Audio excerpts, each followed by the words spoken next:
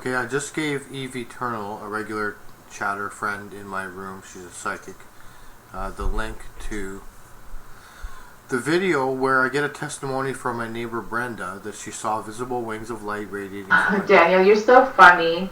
I saw the video. I want to tell you, I know even when you're talking, you have such conviction when you speak. And I just worry for you because, and not because of, how do I put this? You put a lot of energy in trying to convince people of what you know to be true. And, the only thing I'm going to tell you, and I hope that the message is conveyed, clearly and lovingly, but Daniel, just hear me out. You need to accept that people have free will and they will choose to believe what they want to believe. You have to learn how to walk in balance while you're here in the physical existence and understand it's not your job to convince anybody. It's not, and you don't have to put so much energy in trying to. You already know the truth. And those who choose not to see and those who choose not to understand, you have to look at them with forgiveness because they don't understand. And you know what I mean? It's not, and it's really through that perspective that I'm hoping for you to adopt. I want you to adopt this outlook because I feel that you get so frustrated when people, the naysayers come at you, and you really put a lot of investment on the naysayers. I remember growing up and watching Jesus of Nazareth, one of my favorite movies, with Robert Powell, and I always remember the part where he's telling the disciples, he's like, don't go out and preach. He's like, don't go out and preach. You go where you need to go and preach on your own, on your own. But let people come to you, but you don't go to the people. People come to you because the people who come to you are the ones willing to learn. They're coming with that open mind, and those that don't, won't. And you will. It's like banging your head against a brick wall. You know what I mean? So your focus, and this is your focus, and this is just advice. Loving advice. Focus on those that are wanting to listen, are willing to learn, and get your energy from there, or that motivation from there, rather than go to people who are continuously telling you over and over and over again that they don't believe. You know what I mean? That the act of the definition of crazy is doing something expecting the results to change, or doing the same thing over and over again expecting the results to change. And that's what I see you doing. I'm not saying you're crazy. I'm just saying you're going through a process of crazy because you're trying to convince people that are not wanting to be convinced. If that makes any sense, you know what I mean? But people who have faith and people who can discern will know the truth, and that's where your focus and energy should be, I think. I mean, you can totally disregard what I have to say, whatever, but that's what I see for you, and I just I get upset for you because I know how badly you want those people to change their mind, and those people meaning the naysayers. Well, the thing is, without any kind of quote-unquote proof or testimony or evidence, 90% will call you a deluded nutcase for making the kind of claims I do. I've dealt over the past decade or so with so much persecution, Eve. It's not a little bit, it's not once in a while, it's not every day, it's all day, every day, continuously for years and years and years. Now, you can understand my position or how I got here, right, with no photographs. Even though I have a book called Final Book of Daniel, where I described these incidences in bars and restaurants and churches and everything with visible wings, right? For years, no one believed me. 90% of the people just called me a deluded nutcase, schizophrenic, out of his mind. He's lost his mind. He's delusional. Now the people are willing to come forward. See, I have to do this, Eve. You have to understand. We're at the end of time. It's August 2012. No one is listening unless they see signs and wonders. I have to give the signs and wonders. God is giving me the ability now to do those signs and wonders. Now, I understand your position, right? Like, oh, don't try so hard and all that. No, oh, don't worry, I understand that. But see, here's the thing. I've silenced, just because of that one video from Brenda, I've silenced a hell of a lot of people on Pal Talk. And now people are not joking. They're not laughing at me anymore. Because now the proof is there. I was not crazy all along. I really was an angel all along. And people like my own parents, my mother and father, who think I've lost my mind, now they get to see these videos and I get to rub it into their face. Do I sound angry? Yes, I am angry. Because this is the kind of justice that a prophet of God, Daniel, rising for his reward at the end of the days. What kind of reward is 95% of people calling you delusional? That's not a reward, is it?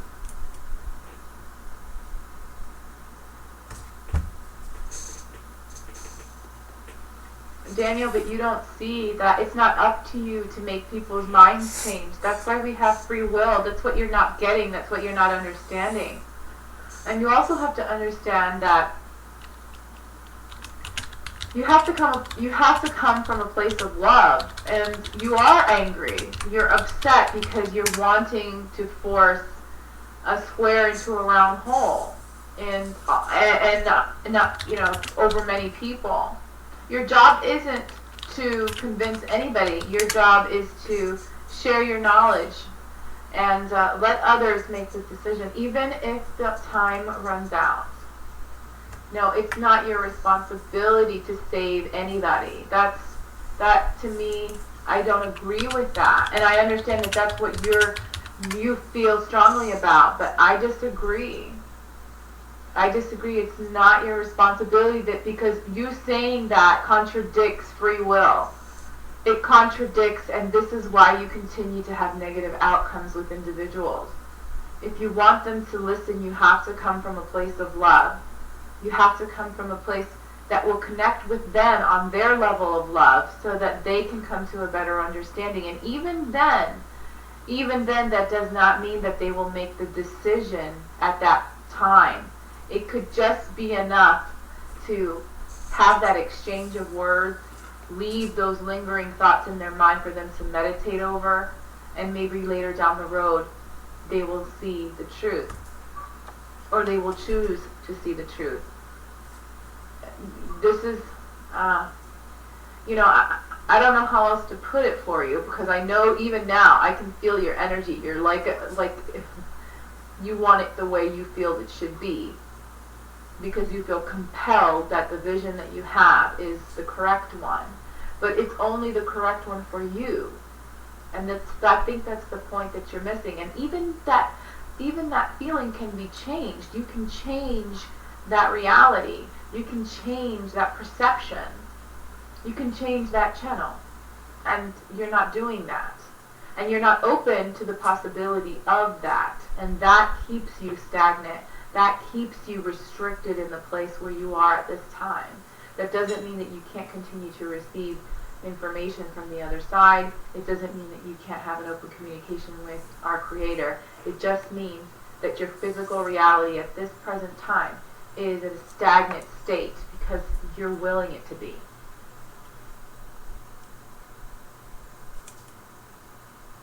Well, don't you worry about the approaching like people with love and everything, because I do that. It's just you hear me angry today, right? That's just because we're getting into this conversation about this whole incident. Now, here's the thing. There's two timelines, okay? The one where we get 100% of the population to believe in God and we all ascend.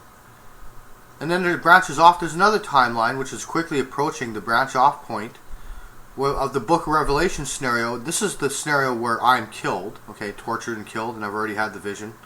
That's the Book of Revelation, 7 seals of wrath, wrath of God, anger, wrath of God, okay?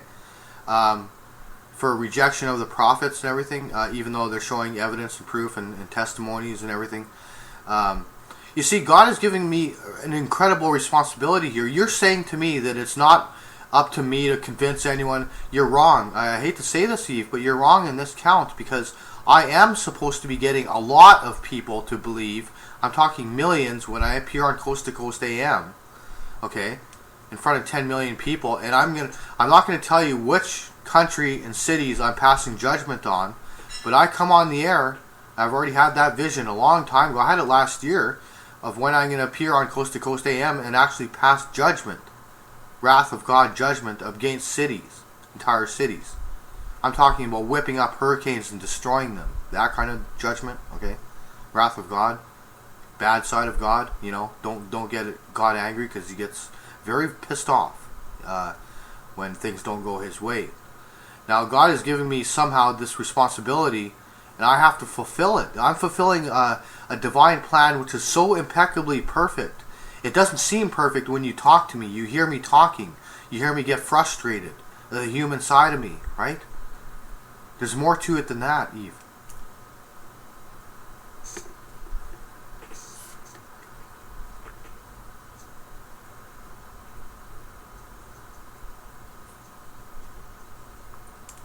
Like, do you really want to see the book of Revelation scenario, like 90% die off of the human population by 2020, related to a starburst vision I have had a long time ago? See, that's the future that we're heading into. Not everyone's going to ascend. Like, do you really want, if you really want, like, the entire planet to ascend in December, people will have to pay attention to me very closely from now on.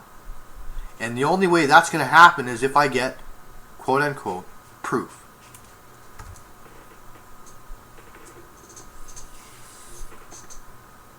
All I'm going to say to you, Daniel, is to lead by example. That's all you can do. You can't force somebody's hand. Well, that's the thing. Like, you're hearing me talk here, like, you know, about this one little issue. The vast majority of the time, I walk around town, I pick up litter, I smile at babies, I hold doors open for men and women and children. What else do I do? You know, I heal people in hospitals. I healed a homeless people, a couple a while back who had her sprained ankle, and then you know, things like that, right? I do lead the example, right? But you're hearing me see most people, like 99.999% of the world's population, has no idea what I'm doing outside of this little recording, which I'm making right now. They have no idea what I'm doing, and I have to tell them, right, that I really am leading by example. Okay, you know, I'm being a good, honest, truthful person. I'm not a fallen angel. I'm not evil. You know, despite what some people may think. You know, I am setting the example. It's just that, you know, why toot my own horn here? Why should I be the one having to say things when other people can say them for me? You know, Jesus said, show your good works among men so that people may worship and praise the God in heaven, you know? And that's what I have been doing.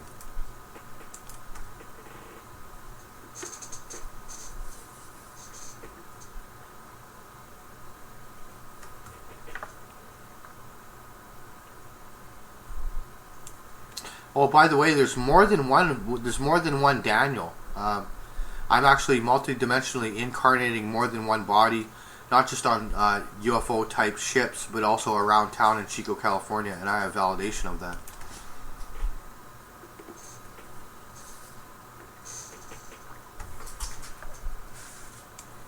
Okay, well, Eve, I really appreciate you as a friend. If you have 30 seconds to tell me something before I remain silent, what would you say to me? Just 30 seconds of something, please. I appreciate that. It's funny because I have the repetitive thought with you that is, you're creating your reality every moment. Your thoughts are creating your reality. And I worry for you, Daniel. I just worry for you.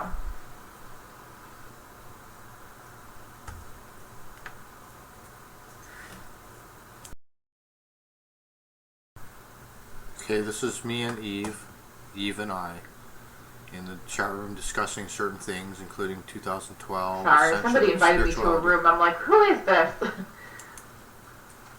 But Daniel, I think, I want to encourage you to keep digging for truth, keep receiving the messages you're receiving, be embraced with love, be embraced with the light, continue forward, but all I'm saying is that you need to, I'm hoping, I'm not going to tell you what to do. I only think that you should try to be as general as possible. Try a different approach, try a different way, and see what the results. And I know you said you already done that, and if you've gotten some great results, and that's great. I just don't want you to feel like you have to constantly prove to the naysayers, because you're neglecting those who do believe. You're neglecting the people that do want to hear more of what's coming, instead of you going out there and putting all your energy towards proving it to the ones that say no, it can't be true. Do you see what I'm saying? Well, the thing is, you're saying try a different approach. The approach that I've been doing for the past week or two is working, though, Eve. It's not like it's not working. It's now working. Getting the testimonies and proof, like the video I just showed you, is working. Okay, it's working. So why are you telling me to do something else instead?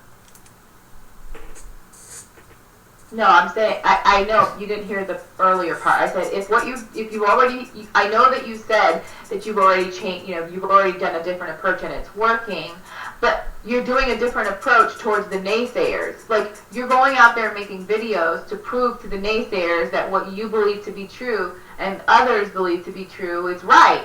But you don't have to put that much energy, and you shouldn't. In fact, I'm advising you not to put that much energy into trying to prove to the naysayers anything. You continue to channel information for those of people who support you and who are wanting to know more and learn more. But I feel like your energy is always towards trying to convince the people that don't want to be convinced. And that's just like I said, it's like banging your head up against the wall. And there's no point in that. You're only hurting yourself. Yeah, but it's for their sake. It's for the sake of their souls, for crying out loud. And why should I give up on them, right? Like, years ago in the Bible, it says, the wicked will continue to act wickedly, the wise will understand. But the thing is, I am now converting, just in the past week, a lot of these naysayers who've been hanging around these metaphysical rooms for years, who have, ridiculed me and everything, they're now paying attention, right? They're now getting serious about certain things. And, so the more people, society labels me schizophrenic, right? The labels that the doctors give on people like me is schizophrenic. Presidents don't pay attention to schizophrenics on disability for schizophrenia, right? They don't. They simply don't.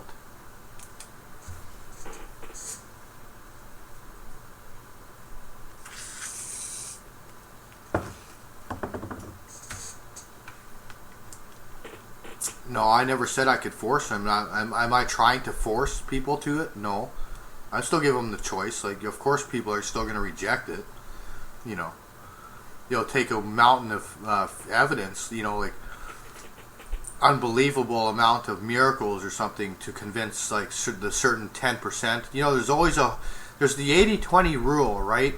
80% believe, 20% don't believe, or 80% don't believe and 20% believe. There's that certain segment that you simply cannot reach out to no matter what you do. Like the hardcore atheists, for instance, they'll never ever respond to the testimony videos that I make, or it's simply not going to work for them. And I've given up on people like that, right? But at the same time, why should I be a quitter, right? I'm giving up on people who. What do I expect? Do I want them to fry in hell? Right? Do I just give up and say, no, I'm no longer going to try to convince anyone. I'll just sort of just do my own thing here and have a good time and have a blast with Britney Spears and who cares about them? They're just going to hell anyways, right?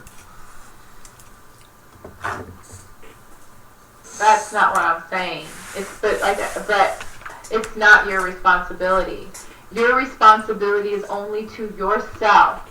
You be accountable for your actions and your deeds. You be responsible for your actions, your choices. That's all that is required of you. It's not your job to save anybody. It's not your job to make choices for anybody. It's not. And, I know you disagree. You feel like that you've got to save them from hell. I don't believe in hell. I don't believe in hell. I think hell is a tactic for very confused Christians. Hello, Matrix. How are you?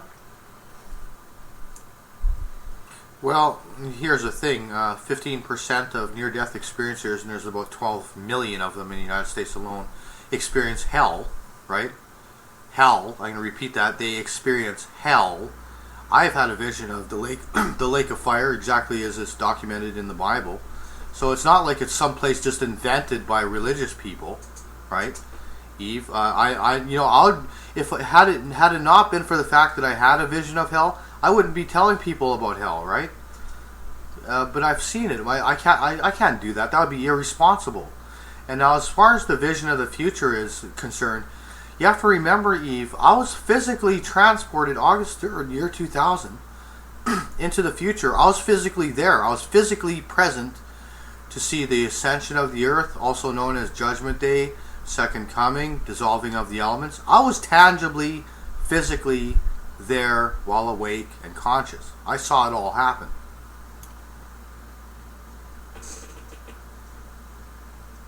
Daniel, there are a lot of people who have near-death experiences who say they've gone to hell.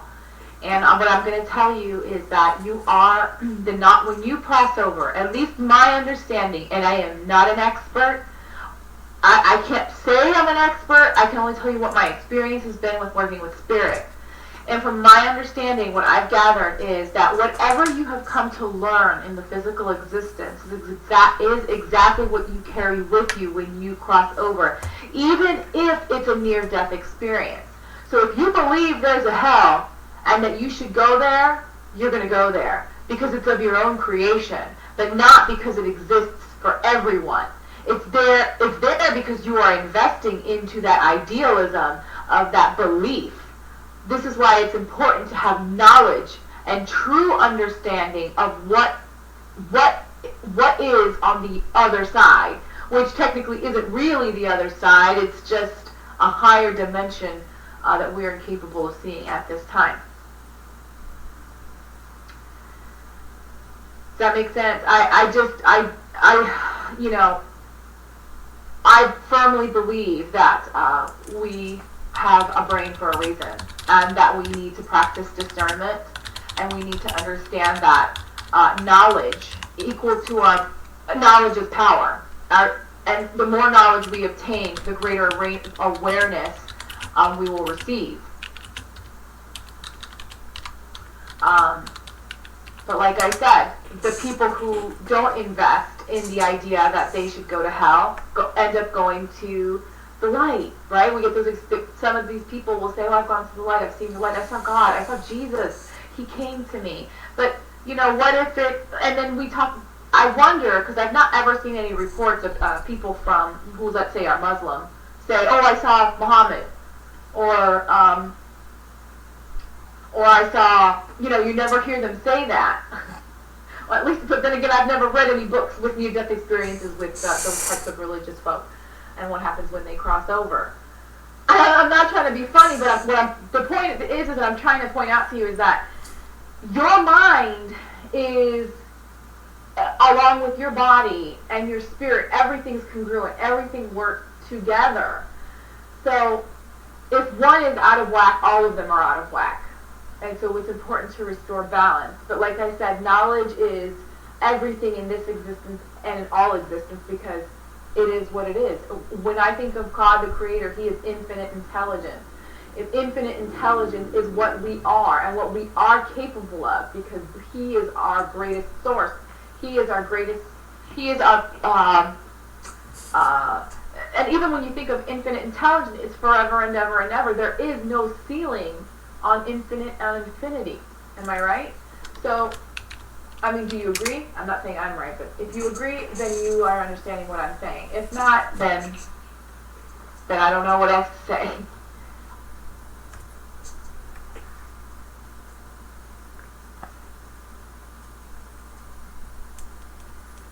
Well, I can give you one example. Okay, Jesus has appeared to many atheists, including Howard Storm. Like, it wasn't part of Howard Storm's belief system to have a Jesus figure in his reality, but Jesus appeared to him anyways, right? And there's this one monk, I forget which country, it's like, I think it's Thailand. Now, this Oriental monk, a Buddhist monk, okay, Buddhists don't believe in Jesus, God, prophecy, angels, things like that, right? Creation or whatever. And so he had a near-death experience, and he died, and he came, and he experienced, he found himself in a hellish realm, and he approaches the king of, what he called the king of hell. He didn't call him Satan. He just said the king of hell, and he said, but I was a good monk for 40 years. I was a really awesome monk. I was good and everything. And he said, yeah, but you didn't believe in Jesus and you didn't believe in God. That's why you're here. Now, I know a lot of people would call that like a fraudulent story invented by Christians to turn people to God or something, but it sounded real to me, that experience. But that's not the only one I've seen like that. It's a lot of experiences.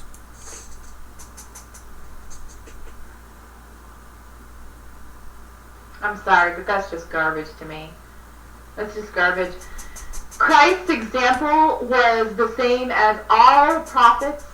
They're just examples of what we can be capable of if we allow ourselves to believe.